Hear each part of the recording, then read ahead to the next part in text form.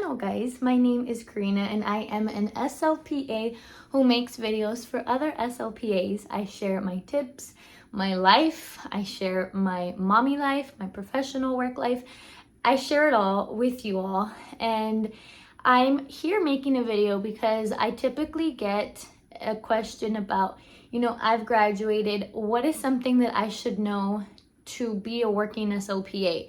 What are some things I can brush up on? What should I look back at before going into my first day of training, first day of work at the clinic, in a school setting, working or meeting your supervisor?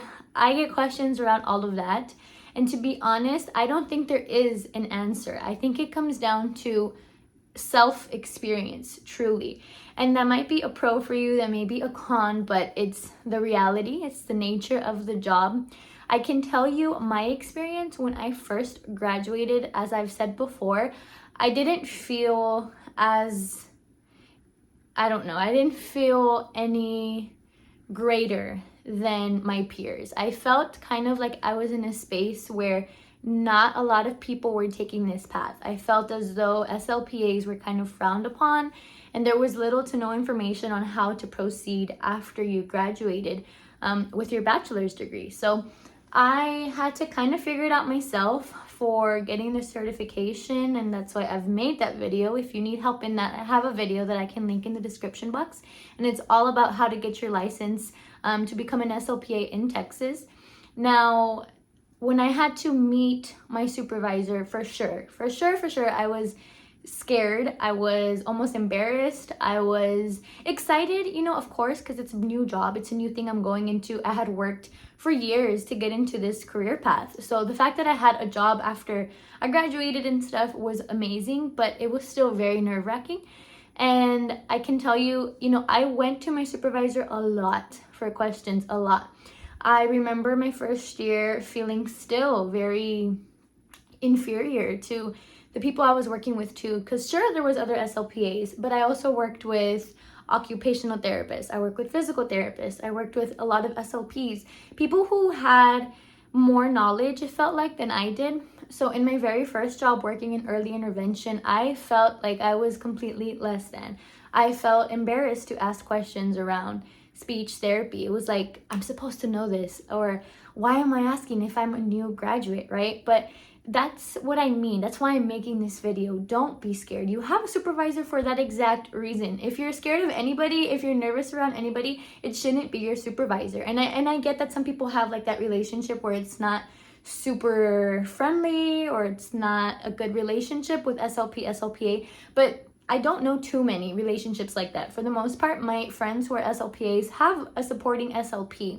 So I know for me, the two that I have had in my professional career, my supervisors have been very understanding. They have been very open, and they want me to learn more. So if I ask a speech related question, they're more than happy to help and give me, the reference. They're excited to give me, explanations as to why a 2-year-old kid can't sign, why a 2-year-old kid can't do a certain sound. You know what I mean? I look back now and I'm like, why was I so scared? Because to be honest, I still carry that with me today, but it's not as strong at all. Now I kind of I'm more assertive and like, this is my area. If I don't know, I'll figure it out for you. If I don't know, I'm gonna find out. So that's how I would like anyone watching this video to, I want you to reframe your mindset like that and have that attitude. Like, you are who you are for a reason. You have the knowledge, you have the education to back it up. Like, you have all the tools to be successful. You need to be confident in your job and in what you do. You are an SLPA for a reason. It is very well deserved, so do not hold back. And when you are nervous for your first day of work, nervous to meet your supervisor, or any of the other things that I stated at the beginning of this video, if you're any of that, I want you to just really consider the support system that you have around you at your work, at your job. For me, number one, it's my supervising SLP. I go to her for any and all questions. And then number two, like, we have internet access probably at all times. If it's not on your phone, then you have a computer in front of you, or your laptop, or some other resource, right? So look it up and research and find what it is that you are looking for. I do know that when I was working my first job, I printed out a lot of quick tips and stuff for parents because I was going into the homes and providing speech therapy. So I had a whole binder of printouts that I would give to families if they have questions on what are some normal or typical signs that a 3-year-old can pick up. Or I always had written down normal development, typical development, you know, if it was at 1-year-old, they should be knowing p, b, k. And then at 2 years old, they should know these sounds. I had like a quick reference for me to know, and that also really helped me. I recommend for you, if you want to brush up on skills and stuff, look back at your notes from certain classes, maybe communication disorders in children, communication disorders in adults, depending on your setting. Look back at your notes, look back at what you've read. And that's another thing. I did keep all of my books from college. The ones that I was required to have in my communication sciences and disorders class, I have all of those books with me. So if I ever feel like I really, really need a solid reference, I have that all in my room. And from time to time, I'll go back, but I really don't. Printouts are kind of it for me. And that's what I recommend for you. I recommend you look back at books, look back at notes if you absolutely need to, but I kind of feel like that's the last resource. I feel like you can get a lot of things online, and then your number one resource should always be your SLP. That's my experience and what has really worked for me. I don't think you need to entirely brush up on skills. Whether or not you're a new graduate or not, you have the knowledge, like you've learned this before. And a lot of it, when you're actually doing this with kids or adults, when you're in the setting just doing speech therapy, it kind of just comes to you naturally.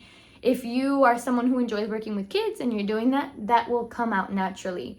Maybe spend a day or two getting to know them and then work on their goals, or see how they learn better. Do they work by only reading words? Do they work by you asking questions? Do they work by writing it down? Visuals, like really get to know your students if it's kids.